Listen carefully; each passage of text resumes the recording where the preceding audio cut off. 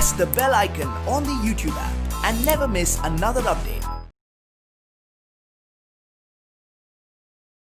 Namaste children, let us continue with the topic evolution.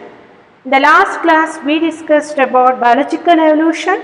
In that we discussed natural selection given by Darwin, use and disuse organs, that's Lamarckism given by Lamarck, and mutation theory given by Hugo de Varis. So Hugo de Varis worked on a plant called evening primrose. He worked on a plant called evening primrose. Scientific name of that plant is Oenothera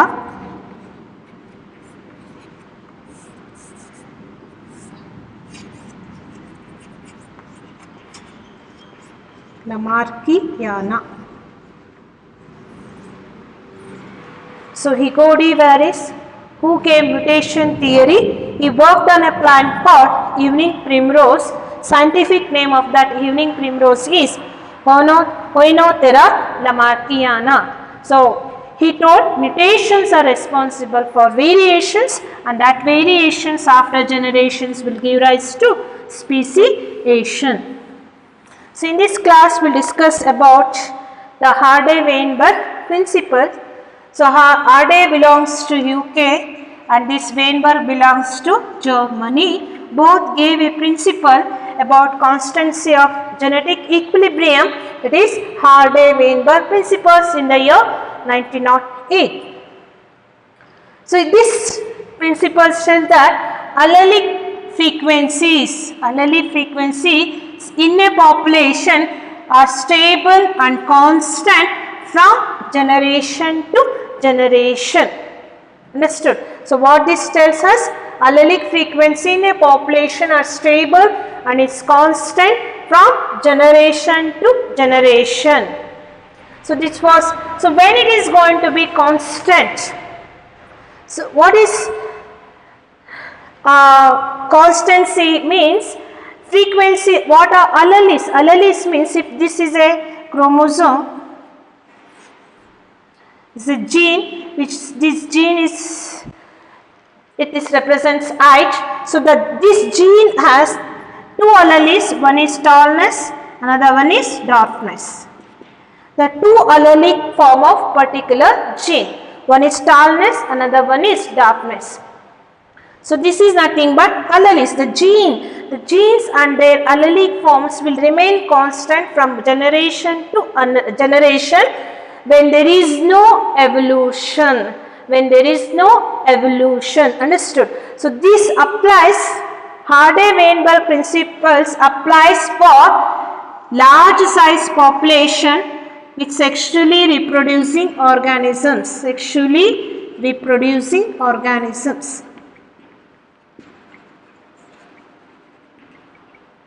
And there should be absence of gene flow, absence of mutation, presence of random mating, and absence of natural selection. In that conditions, these allelic frequency will remain constant from generation to generation. Understood? The constancy of gene pool in a population is nothing but genetic equilibrium. What is gene pool? So total genes and their alleles in a population consist of gene pool. Total genes, whether that includes genes, the gene which includes height of a plant, or the gene which includes color of the seeds, color of the flowers, like that. So the total genes and their alleles, different alleles in a population constitute gene pool. So when there is constancy in this gene pool, then we see constancy in genetic equilibrium. Understood? So they gave algebraic equation for this, that is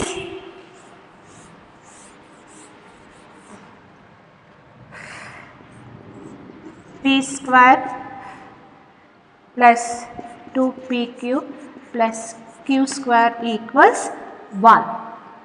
What is p square? It is a frequency of dominant, it represents frequency of dominant allele AA.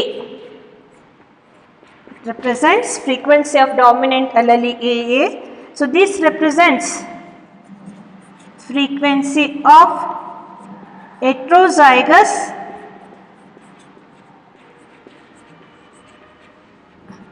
dominant allele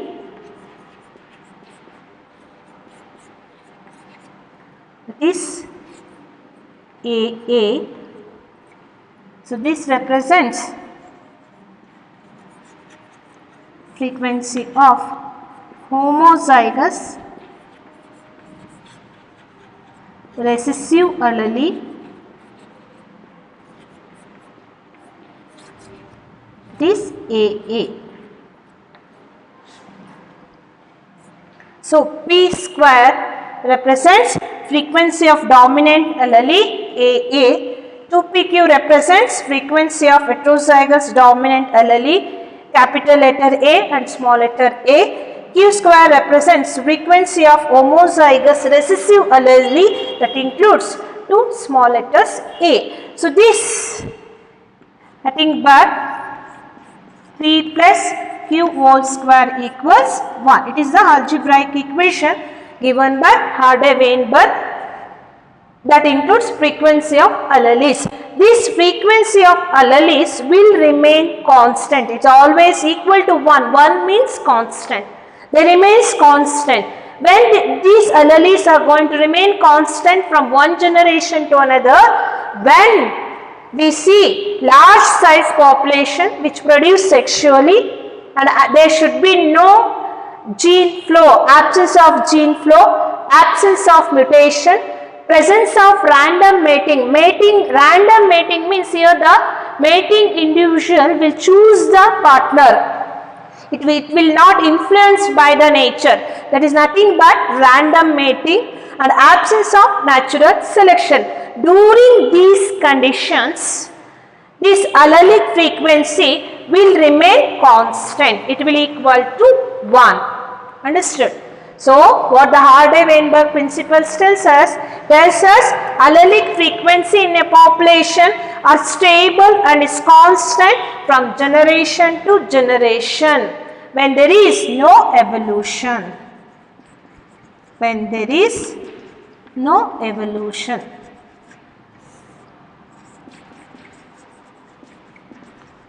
So this is going to remain constant when large size population which produce sexually, and there should be absence of gene flow, absence of mutation, absence of natural selection and presence of random mating. So which are the factors affects the Hardy-Weinberg? So the factors which affects the Hardy-Weinberg means, so during that this is not equal to 1. So understood. So it is equal to 1 when these conditions applies. Understood. So this P plus Q is not equal to 1 during gene flow. When there is gene flow present, genetic drift present, presence of non-random mating,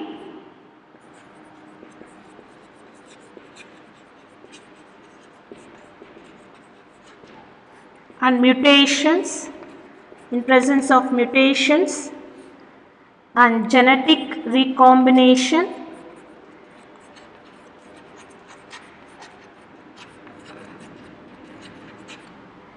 and in presence of natural selection.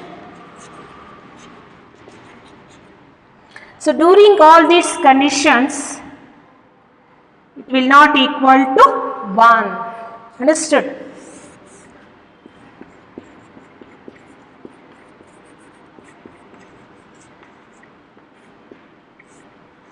This algebraic form which represents the allelic forms, this will not equal to 1. That means they will not remain constant. They will change. When they are going to change? In the presence of gene flow, in presence of genetic drift, in presence of non-random mating, in presence of mutations, in presence of genetic recombination, and in presence of natural selection. In these conditions, this genetic equilibrium will not remain constant. We will discuss each of these one now.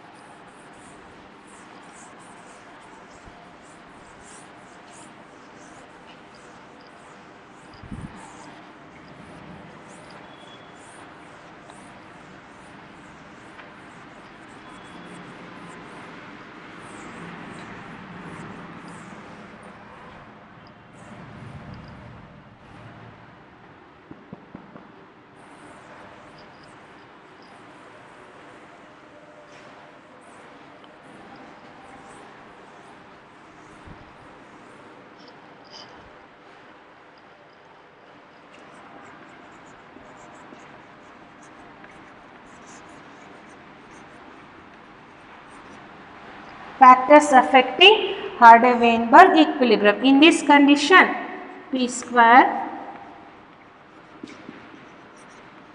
will not equal to 1. Understood? It will not equal to 1. Genetic equilibrium will not remain constant. Yavaga, when there is gene flow.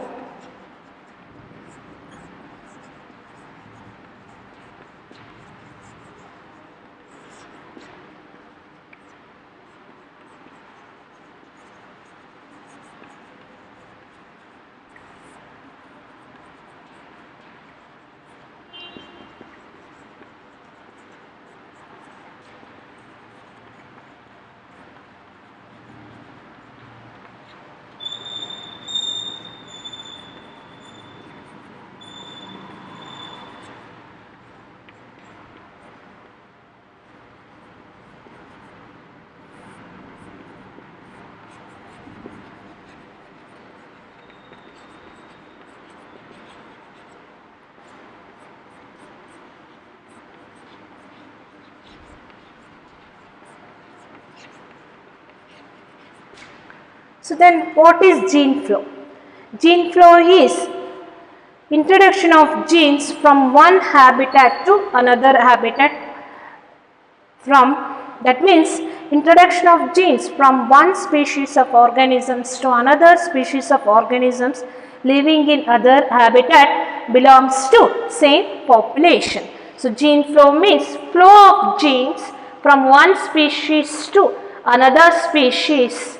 That means this is a one habitat, this is another habitat.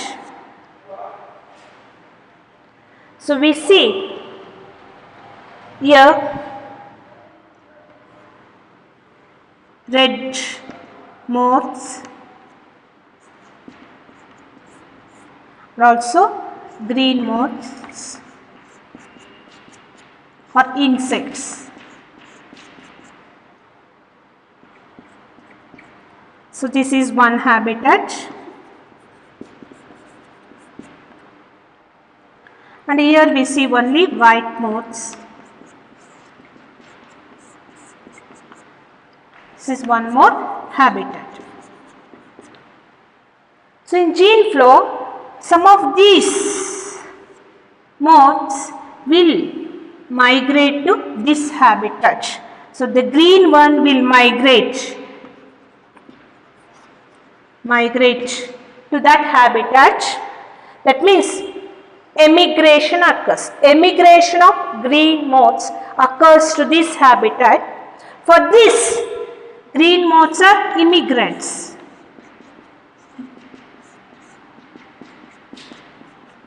So for this habitat, green moths are immigrants.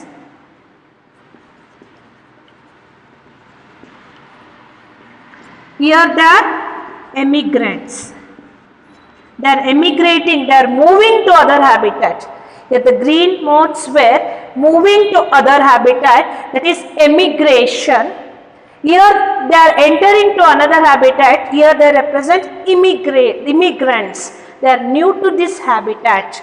So in this allelic frequency are red and green are there. Here only white was there. When these green migrate to this habitat, they will mate with these white moths and they will give rise to one more new species with a combination of white and green,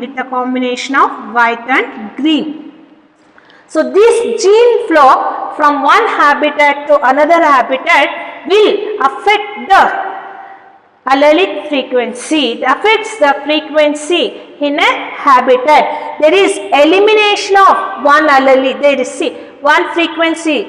Green color eliminate agbidutte but illenagute we see new form of frequency arise due to mating between these two modes. So this emigration and immigration affects the frequency of alleles in both the habitat is nothing but gene flow. Understood? Gene flow includes both immigration and emigration.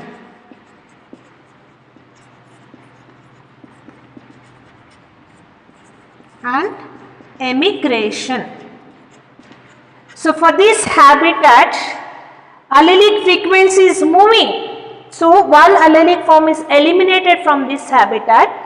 By introducing green moths to this habitat, they are immigrants to this habitat. So by mating with a resident of that habitat, when the immigrants mate with a resident of that habitat, they give rise to new form of life. So this is nothing but gene flow. During that condition, the equilibrium will not be constant. Genetic equilibrium will not be constant. That is nothing but gene flow, which includes immigration and emigration.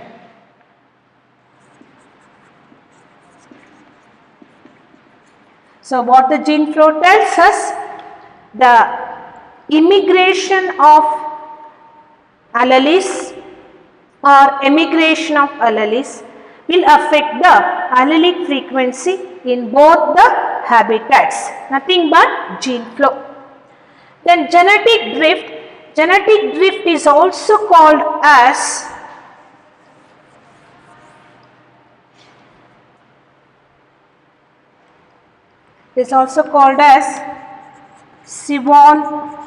Sival-Wright effect and is also called as scattering variability, also called as genetic sampling error.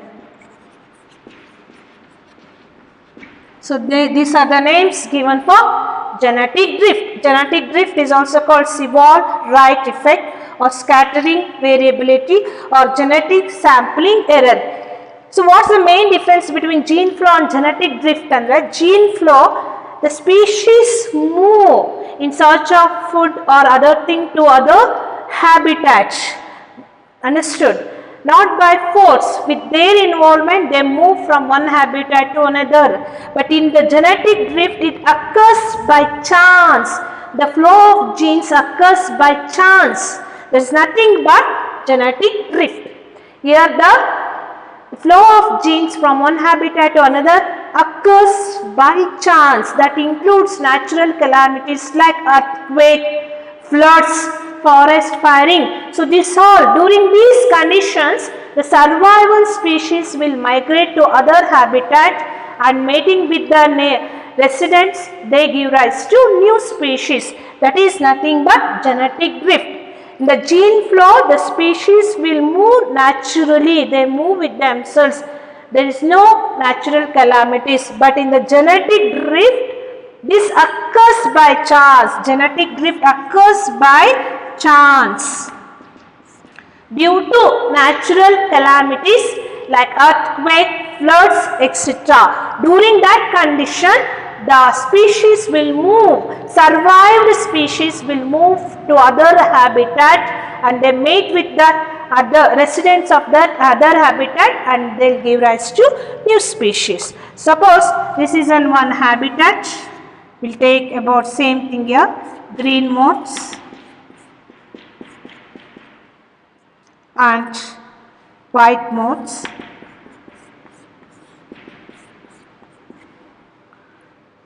So this is another habitat where we see red moths or pink moths. If fire occurs, forest fire occurs, or by earthquake or something, these green moths were died, and these survived ones will, due to this habitat was destroyed, they will not get food also. So some other reason they will move to other habitat, and they mate with this resident of that habitat, and they give rise to new form of life, and they give rise to new form of life. This is nothing but founder effect. It is called founder effect. Genetic drift is explained by founder effect and bottleneck phenomenon. What is founder effect? The originally drifted, see these white moths were moved to other habitat. So originally drifted species will be founder for new form of life in this habitat, because the drifted species will mate with a resident of that habitat, and they give rise to new form of life. So these were parents for this new form of life. That's why drifted populations are called founder for that new form of species. That's why that effect is called founder effect. So due to some natural calamities, some green moths were died. The survived white moths were drifted. They moved to other habitat. They drifted to other habitat and mate with the resident of that habitat, and they give rise to new form of life. So this effect is called founder effect, and for this new form of life, drifted population will be founder. This is nothing but founder effect. So this another one is bottleneck phenomena was given by Stebbins. This also explains genetic drift. So due to natural calamities, what happens?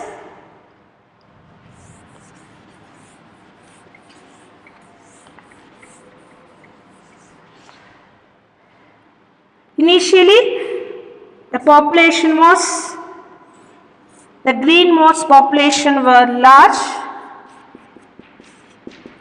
Understood?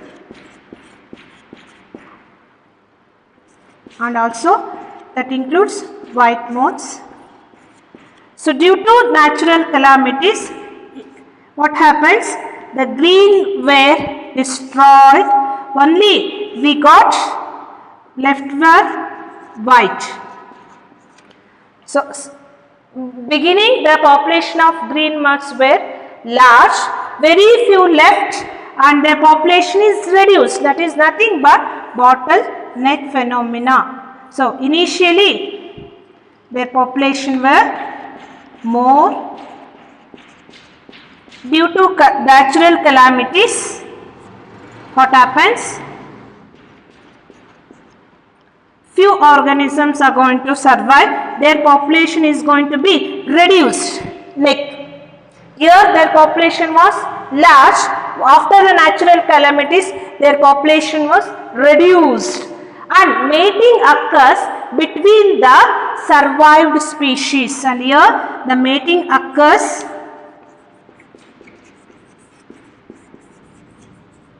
between the survived species. After mating occurs between the survived species, we get new varieties of lives. Then they give rise to new form of life. New form of life. which were originally differ from their survived species. They differ from their survived mating species. What we get new form of life, they differ from this, the originally mating survived species. Understood? This is bottleneck phenomena given by Stebbins. ಅವರು ಏನು ಹೇಳ್ತಾರೆ? Before the natural calamities, the population size will be large. After that, natural calamities, the population size will be reduced. It will take neck of the bottle shape. So this is larger population. The neck represents the smaller population. So after that, the survived species will mate among themselves. The survived species will mate among themselves and they give rise to new form of life. This new form of life will differ from their parents. So parents yaru? They are the survived species in the natural calamities. This new form of lives will differ from their parents who survived in the natural calamities and mated with the species who remained in that calamities. So that is nothing but again that new form of life is going to increase. The number of that new form of life will be increased. That is nothing but bottleneck phenomenon given by Stebbins. So the genetic drift is explained by two founder effect and also bottleneck phenomenon. The next, in the non-random, we know that genetic drift occurs by chance. Gene flow will not occur by chance. This occurs by chance. And non-random mating, random mating alli enagutte, the mating, the individual will choose the mating. Understood? According to their phenotype and genotype. In non-random mating, the nature decides the mating based on their phenotype and genotypic difference. That is nothing but non-random mating. This also affects the genetic equilibrium. And mutations. Mutations, you know that there are two types of mutations, gene mutation and chromosomal mutation. Gene mutation and chromosomal mutation. Gene mutation, point mutation and frame shift mutation. So that is change in the base of that DNA will result in variations. Also chromosomal mutation, increase or decrease in chromosome number of that species also results in mutations, and that mutations will result in variations. Then the genetic equilibrium will not be constant. Then genetic recombination. We know that there is shuffling or reshuffling of genes occurs. There is recombination of gene occurs during prophase 1 of meiosis 1 during cell division. So that leads to variations, and that variations leads to speciation. So that variations are mainly responsible that they will not allow the genetic equilibrium to remain constant. Then natural selection. So natural selection, we know that it's an inheritable character in a species that enable that species to adopt to that particular habitat and reproduce and leave their progeny more in number. That is nothing but natural selection. Natural selection means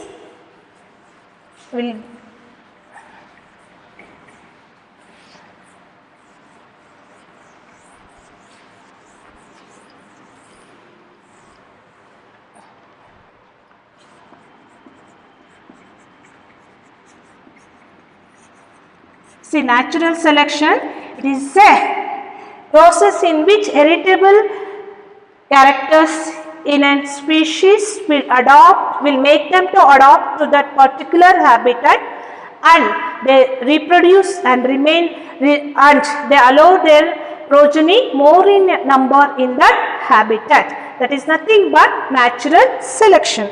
So under natural selection we have three types of natural selection. This is number of individuals with phenotypes.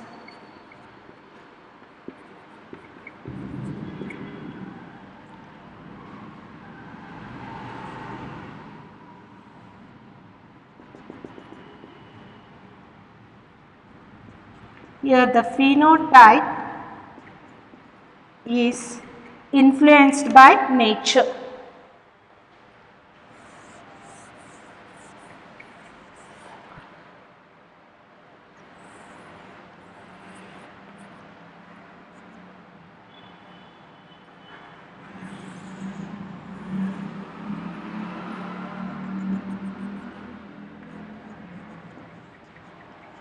Phenotype is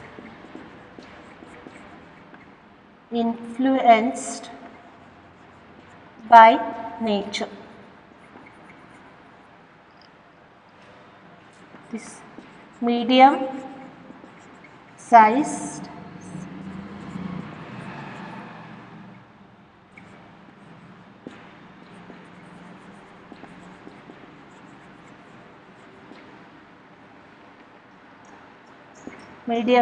individuals. So this natural selection is having three types.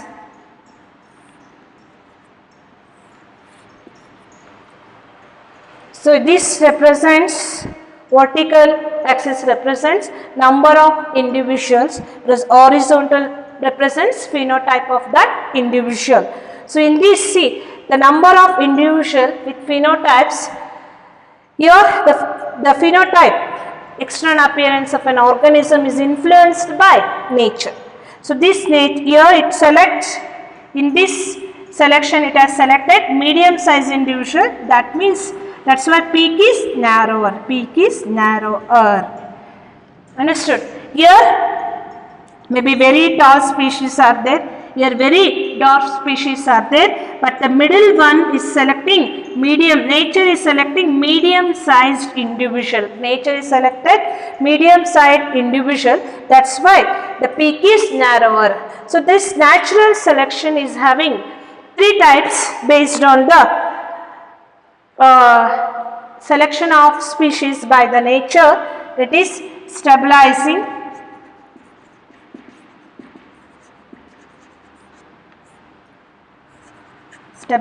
or centripetal. Another one is directional. Another one is disruptive or centrifugal. Disruptive or centrifugal. So in the stabilizing,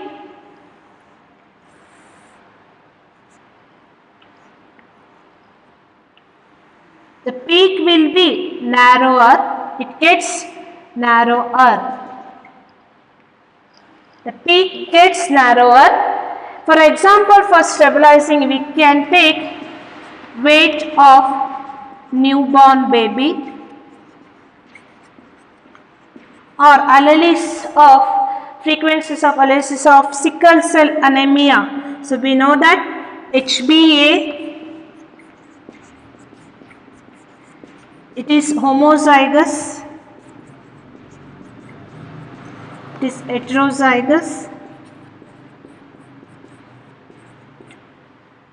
So see, weight of newborn baby. So this one, the baby born with a 3 to 8 pounds, or it is 1 to 2 pounds, and this one 9 to 10 pounds. But the middle one, here the baby born with a 2 to 8 pounds. Understood?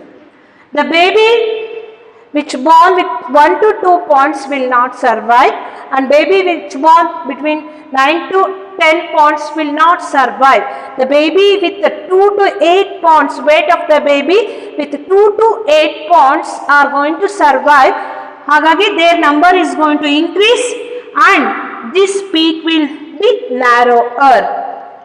This is an example for stabilizing or centripetal. One more is, see, homozygous individuals. for the sickle cell, these persons we are going to affect by malaria. Whereas carrier, the heterozygous one are carrier for sickle cell anemia, but they show resistance to malaria due to sickle cell. They show resistance to malaria.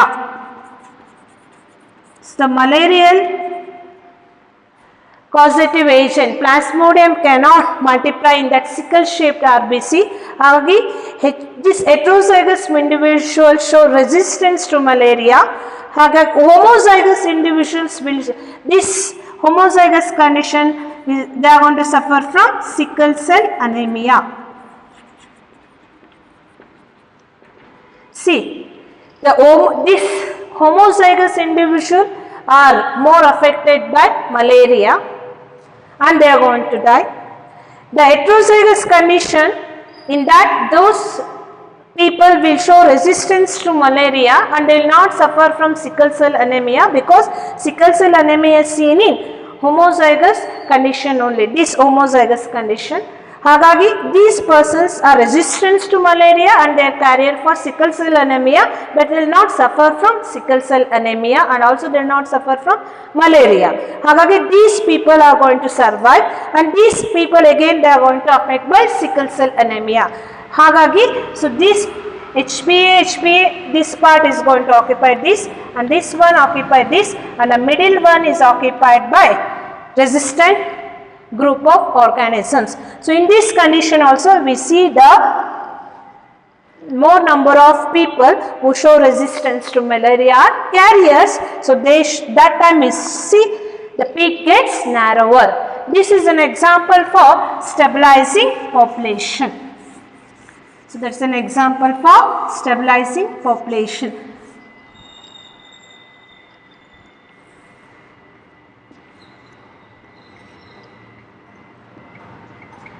Then directional. In directional, the peak shifts to one direction.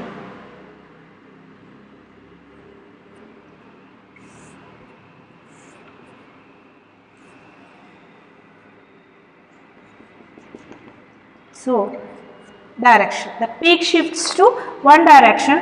Example for directional, we can take industrial melanism and development of drug and antibiotic resistant microbes.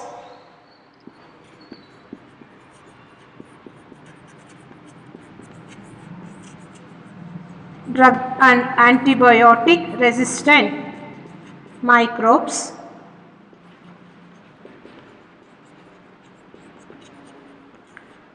And also neck of giraffe. Slowly from the short neck they shifted towards the long neck. Direction. So directional evolution we saw in that. So directional, the peak shifts to that one direction. Understood? So industrial melanism, before industrialization we saw white moths were more. After industrialization, dark wing moths were more. So that time the population increased. The population of dark wing moths were more. That time the peak will shift to one direction. That is an example for directional.